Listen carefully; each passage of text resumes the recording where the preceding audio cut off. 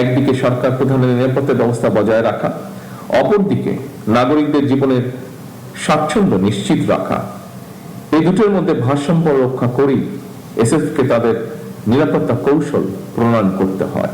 নিরাপত্তার ঘেরা টোপে যেন সরকার প্রধানকে জনগণ থেকে দূরে ঠেলে না দেয়া হয়। স্পেশাল সিকিউরিটি ফোর্সের প্রতিষ্ঠা বার্ষিকীর অনুষ্ঠানে এই আহ্বান প্রধানমন্ত্রী তারেক রহমানের। বৃহস্পতিবার তেজগাঁওয়ে নিজের কার্যালয়ে এই আয়োজনে এই আহ্বান জানান তিনি। বলেন, বিশেষায়িত বাহিনী হিসেবে এসএসএফ এর পিছিয়ে থাকার কোনো সুযোগ নেই।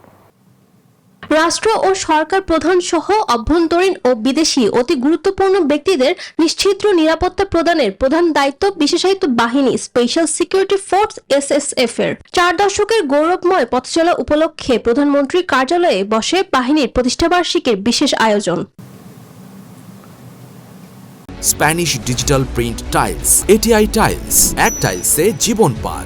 প্রয়াত প্রধানমন্ত্রী খালেদা জিয়ার চিকিৎসাকালীন সময় ও তার মৃত্যুর পর বিশ্বের বৃহত্তম জানাজার আয়োজনে এসএসএফ এর আন্তরিক ও গুরুত্বপূর্ণ ভূমিকার কথা স্মরণ করেন প্রধানমন্ত্রী, জানান কৃতজ্ঞতা। বেগম খালেদা জিয়ার মৃত্যুর পর শুধু বাংলাদেশ নয়, বিশ্বের ইতিহাসে অন্যতম বৃহত্তম নামাজে জানাজা আয়োজনের ক্ষেত্রেও প্রধান সমন্বয়ক হিসেবে এসএসএফ অত্যন্ত গুরুত্বপূর্ণ ভূমিকা পালন করেছে। আমি এসএসএফকে আমার এবং আমার পরিবারের পক্ষ থেকে তার জন্য আবারও আন্তরিকভাবে ধন্যবাদ জানাই।